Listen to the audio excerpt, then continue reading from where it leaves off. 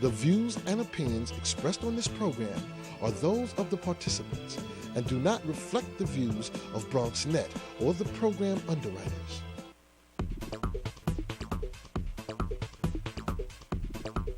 BronxNet. Your voice, your views, your vision.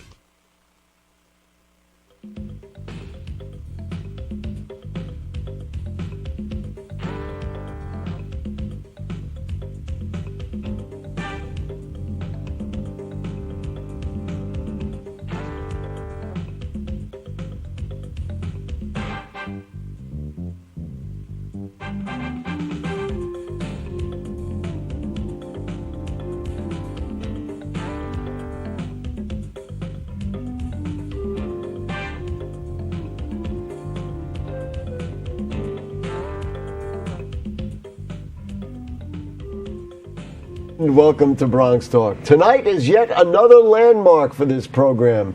I can hardly believe it, but tonight's show is the 900th edition of BronxTalk. Yeah, it's a lot, 900 shows. We've been on the air each week for more than 19 years, and in that time we've done 900 programs featuring literally thousands of guests, politicians, community activists, and leaders, various experts, doctors, lawyers, and just about anyone in the Bronx with something important to say. They've all been on BronxTalk. We've also had a number of performers, musicians, and artists. And that's where we're at for our 900th program with one of our favorite Bronx artists who has a new BronxNet TV show and has some paintings to show us in addition to the set which has been behind us, behind all his paintings that you'll see. There is that beautiful look at the Harlem River, which is a reproduction of his work. If you'd like to call in to talk with artist Danny Hauben or even to me on our 900th show, then give us a ring at 718-960-7241. You can also email questions or comments to us at BronxTalk@hotmail.com, and we'll read those on the air during a future edition of our show. For now, he made his first appearance of BronxTalk in 1996, and tonight makes his 7th appearance on our show, here to promote his new BronxNet TV show and show us some of his great work. It's Bronx Artist extraordinaire, Danny Hauben. Good evening, and thank you for joining us. Hey, 900. I know, it's a little crazy. I'm so honored to be here today. I can't even count that high. It's unbelievable. Anyway, nice to have you with us. Great to be back. We're going to talk about the TV show. We're going to talk about some of your work. Let's start with the show. Tell me, what is it? It's what's it called now? It's called Art and About. Art and About. Danny Hauben. With Danny Hauben. And the about part leaves it open-ended to go in any direction. And so I'm excited that, we're mixing it up. And I'm going to, it's instructional, but it's also an opportunity to tune into all the different worlds that are a regular part of my life as I go out painting in the Bronx. And we've done 4 episodes thus far, and so is it like you doing a painting like Bob Ross, right? Well, that you go in there and say this is, and all of a sudden we have magical Bronx scenes. Bob Ross's name has to crop up, and I appreciate, how he reached people with his happy trees and his lulling people into some kind of a stupor. But because I'm like a real artist. I mean, not Bob Ross. What his expertise was making something appear before your eyes in that moment. A happy, he took the side of the palette knife and he smeared it, and you got a cloud, and you got smeared it again, and he showed you like a technique-y kind of a deal. Right. And it's great because people rarely get a chance to see the painting evolve. What does it look like as it's becoming a painting? And people love that. And for my whole life, Bob Ross has plagued me because I'm on the street and people say, are you Bob Ross? Do you know Bob Ross? Did you study with Bob Ross? So then you followed his footsteps. You made a TV show. So here I should have gotten like an Afro wig for the occasion. So in that way, I mean, you are instructing young people to do it. But where does it diverge from Bob Ross? Well, where do you establish your own identity? Because I'm hoping, and what I'm trying to share in with this show is the real experience of painting, when I'm on a location, I talk about choosing a location. I talk about the materials, of course, that are involved, so that people can, people who are standing around, people in the TV audience or whatever. That if I hadn't been teaching for 30 however many years I've been teaching, I never could have done a show like this, because I'm treating the TV camera as my class, my student, as I would these are my students out there, right. And I'm sharing the real deal of the experience of painting. You had always communicated to me for the years that you had been on the show that your experience is always very unique, because you paint in the Bronx and everybody has something to say, and that becomes part of kind of the inspiration, the whole reason for being there, kind of your muse for being there. Yeah. And so I guess this is just a way of representing It's a way of sharing it and getting people, in on the action of that experience. Mm-hmm. But we're gonna mix it up, and we're gonna, like we did at one episode, I think that's airing now, which is of the formal steps to doing the face, doing a portrait, and so there's going to be some episodes that are more like a real art lesson, A to Z, to do, still life, a portrait, right. Maybe I'll have, you sit for me and I can do your portrait. I sit in this seat. But just out of curiosity, because I have sat in the seat for 900 shows, just out of curiosity, how do you find the medium? Is it intrusive into your process, or has it worked out well? Well, I'm discovering that there's a little lot more respect, maybe. With the talk show that there's host? a lot more, involved. I thought, when I first talked to Michael Max about, doing this, I figured, all right, it's a half-hour show, so you come shoot me for a half an hour, and then we're all done. Meanwhile, how much there is to learn. 5 or 6 hours later, I'm like, could you repeat that for the 37th time? So I'm getting the hardest part for me is the acting part, the intro and the outro, whatever. But I can tell you, and this is a little inside baseball for our fans out there. They tell you you're on TV, and then they say be natural. Yeah, it's be impossible. Natural. Well, that's I guess the editor's job is to make you be natural. Speaking of that, there's like a 30-second promo. Can we to give people, and then we have another one later. So let's run the 30-second promo. Then we're going to look at some of the incredible work that Danny has brought, and we'll keep going. That's how we do it. So let's take the first 30 seconds and take a look at Art and About with Danny Hauben.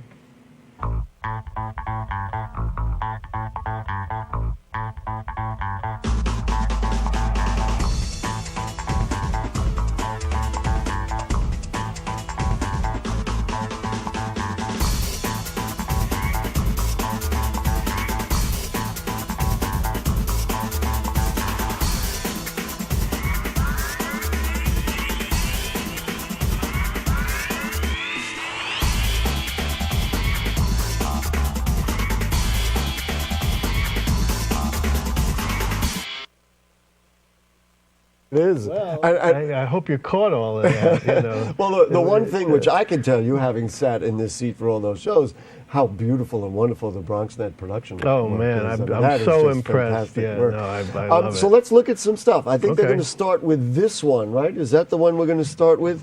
What is this that we're looking at? Okay, so the first painting I did this past spring was actually a request to do the Poe Cottage in Poe Park. The new Poe Cottage. The original Poe Cottage, not the visitor center. So I did that, but unfortunately that was too wet. I'm still working on it. It was too wet to bring today. So I brought this one because when I was parking, let's zoom in there I had so to park right across the street from St. James Park. And it was spring, as you can see, the sprinkling of the new green leaves that are, and what I love about the spring is that is just how the trees are starting to assert themselves and to, This was last April? This was last Could April. we zoom in? I'd love to zoom into that. Go ahead. So, it's just a beautiful setting because you have these layers of activity. You know what's interesting? You use the word layers, and it's the first thing I thought of with this painting is that the layers, because the leaves are one of the layers, and then beneath it, and then of course the deepest layer is the Kingsbridge Armory rising above. Right. Yeah. So that's exactly right. And so it's got, you got the foreground, you got the people, and you have this, and then just how the spring, the leaves starting to emerge on the trees soften the feeling. The winter, you got everything's gray and it's hard edge because it's just the bare trees. But then, just out of curiosity, you sit on location, or you stand however you do it on location, and then do you take it back and finish it, or do you really knock the thing out in there in a couple of sittings? No, I never completely finish anything on location because you can't, that would be everything on location is changing every moment. The light, the sky, the clouds, the people, the shadows, everything is moving, and you as much as I organize the world, I can't organize it. You can't organize the Bronx. You can't. You can't do it all. Let's go to the next one. So the next one is a much more recent piece that I had met John Calvelli, who's one of the big shots at the Bronx Zoo, and he was talking about the fountain at the zoo and how it came from Lake Como, Italy, and so I thought, this would be a great episode of my show to meet him at the fountain. We're going to see the fountain painting later. Meet him at the fountain. Here it comes. And, have him tell the stories about the fountain, and then I'll be painting, and et cetera. So then as I'm exploring the zoo, and coincidentally, somebody I knew wanted to commission me to do a zoo painting, so I came up with this scene in front of the zoo center there with the rhinoceros. Discovered, like I discovered with the medium that I use, that the Bronx is endless. And so out of all the places you painted, of course, these incredible landmark structures in the Bronx Zoo. Yeah, and it was so much fun, and with the elephants up in the. Yeah, no, I mean, what's one of the greatest benefits of what I do is that I get to plant myself in these places and spend time and discover things that you normally just don't. You know what's going to happen to me is the next time I walk into the zoo, the first thing I'm going to see is the elephant ornaments that are on the side of the building. Fantastic. All right, now the one that's behind me, and there was something that I really wanted to point out about that, so let's talk about that one. So again, I was talking with Carla Precht, who's the director of the Bronx Children's Museum, and she said they wanted to do a whole program about the High Bridge. And next summer, I believe, they're going to open up the High Bridge so people can walk across it. And so she asked if I could do a piece related, and I wound up doing two. She really wanted a scene with all the people on the bridge. I said I can't do that until it happens. So I'm looking forward to that next year. What struck me, and then it relates back to that St. James Park picture, is we have the layers here again. We have we can go back to that shot. You have the trees in front, and then the bridge behind it. It's just, show it one more time. Look at that, folks. Take it. Look at the depth of that. And one of the things which I've always enjoyed about Danny's work is you get to see stuff in the Bronx that would pass you by. You could go right down that street, whether it's Ogden Avenue or wherever you were standing there looking across the river, and miss how beautiful it is. And Danny reminds us, and I really appreciate that. Yeah, and 30 years I've been doing this, and these are my first pieces in of the structures in the Bronx Zoo. It's my first time working with the hybrid. So let's do one more really Bronx great. Zoo picture, and then I want to go to the telephone, and then we're going to show another clip from the show. So if you come in the Rainy Gate, the beautiful gates from the Pelham Parkway side, and the first thing you discover is this extraordinary fountain.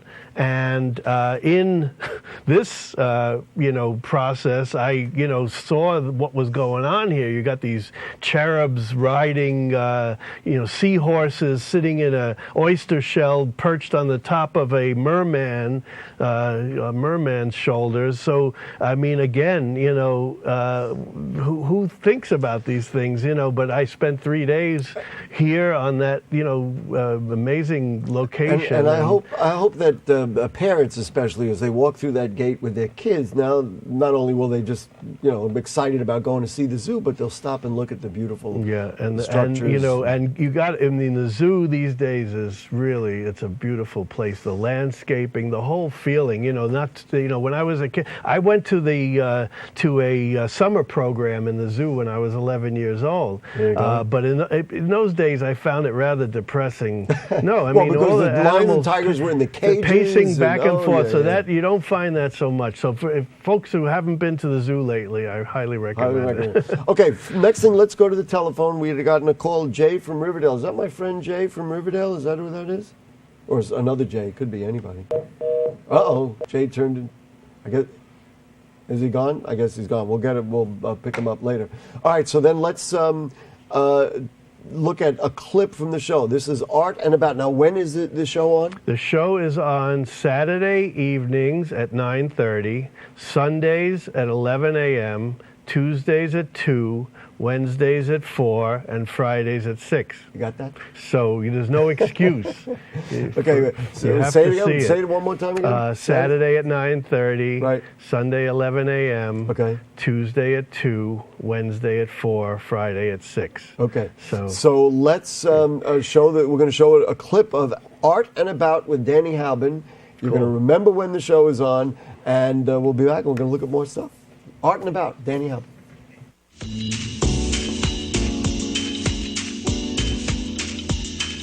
Welcome to this special edition of Art and About with Danny Hauben on BronxNet.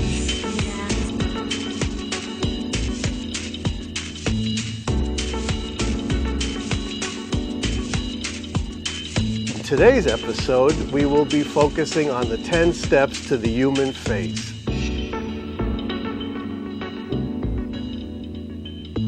Here we are at the Rockefeller Fountain in the Bronx Zoo. It's easy to add little bits of color.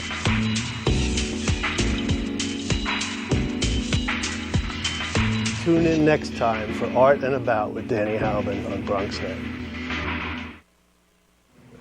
All right. There we go, Art and About. Cool. I'm just curious, and of course, ironically, that this is kind of a commemorative show for me. What's it feel like to see yourself on TV in that circumstance? That's like your name is on the bottom. Believe me, I know all about it. Well, it's cool. Yes, I it. agree. I like it. No, but Good especially, because people here at BronxNet have been so supportive and have been just open to what any direction that, ideas that I have. You mentioned his name before, and we have so many people to thank for all the years. Of course, Jane Folloro, who's been our great producer, and Shirley and Dina now, who work on the show and replacing the pictures as we go along. But you mentioned Michael Maxnabi. Nobody could be more committed to art and the development of those kinds of things in the Bronx than our executive director, He has Michael been Maxnabi. There for every minute of my show, of the creation of it, and He's Bronx strong. I bumped into him last year, and I said, "Would you consider doing an art show?" And he's like, "Yeah." you know. And since then, I'm like, can we do it this, or can we try that? He's like, yes. Well, now I want to try this. I haven't seen any of these. They just threw them up there. So what is this one here? I guess this is the wettest of them. It's the wettest. I know. Shirley, our director, was complaining because she picked it up and she was wearing a little bit. So this is from the roof of my friend Janine Alfieri's Let's loft. take that stuff off the bottom of the screen there if we can. And Janine was on the show, of course. One of the many guests. Yes, she's a wonderful Bronx artist and Bronx mover and shaker. And where is this? She is on the southern edge of the Bronx, 134th Street and 3rd Avenue. So we're looking toward the Harlem River where here? the base of the, where you get onto the Willis Avenue Bridge there. So what we are looking is north to Yankee Stadium, which is right there. I see, yes. The court building. Then I took some liberties. This person was not there. Mm-hmm. Jane mentioned the modern technology with the old buildings on the far right. You could see the technology. This was a roof that I had to climb up a ladder with all my stuff through a hatch in the rooftop, and I don't think anybody really goes up there, but it was a unique setting. So the Harlem River would be over here. Those are the bridge apartments, going across to the west there. So no, I should jump in here with this because I take it for granted because we put it all on the screen here. These paintings are all for sale. Oh yeah. Oh yeah. But and these days you have more options because we do make fine art prints of my work, and we've been getting orders. I just got an order from Omaha, Nebraska, ex-Bronxite, who's I get a lot of that these days of people have positive feelings about their as I said, you could stand on that rooftop as often as you want and never really notice the way that you bring it out to us. So then the next one here, this is for your TV audience. If anybody can tell me what city this is. Oh, this is not the Bronx. No, it did not look familiar. No, it does not look so. That we just let's see if anybody can come off up the top. with that. Is it an American city? Not an I was American. about to say it does not look like that's an American your only city. hint. Is it's a European city. Well, I've only been to a few. Jane is guessing London, of course Paris. But like the Bronx, it's got lots of layers of history, superimposed, and that's what I love. I spent a month in this city where is painting. This is Berlin. Berlin. Yeah. And that's the dome. That's the big cathedral on the left, and the Fernsehturm. That was the television tower that was built in East Berlin. You seem to have some affection for this painting. Do you love every painting that you do? Do you love them equally? Do you say, "Wow, this one is better than the others"? Yeah, if it's the most recent, I do. My general response to that is the newer it is, the more attached I am because it's, the freshest of what I'm trying to do. What's great about painting is that it can keep growing your entire lifetime. It's not like if certain limitations that other people have, like ballet dancers or TV talk show hosts. You're bound by the 30 minutes. But if it's a couple of years old, I'm not so enamored. I mean, there are a couple of exceptions, and then if it's if it's been sitting around long enough, it's please take it. You had mentioned to me of a project that you're working on, a Bronx Artist documentary project. Explain what that is and what do we have to look forward to? Well, this is something I'm very excited about. I'm working with Janine Alfieri, who's we're calling our artist curator, and we're working with Michael Camber of the Bronx Documentary Center, who's our photography I should mention they've all been on curator. BronxTalk in the past. And together we are engaging Bronx-based photographers, of which we have an amazing group, and we are eliciting their involvement to go into the working spaces of Bronx artists, their studios, and to photograph them in action in their studios. So, and then where does the painting aspect of it, or your aspect? There is none. None? Except when one of the photographers comes into my space. But this is more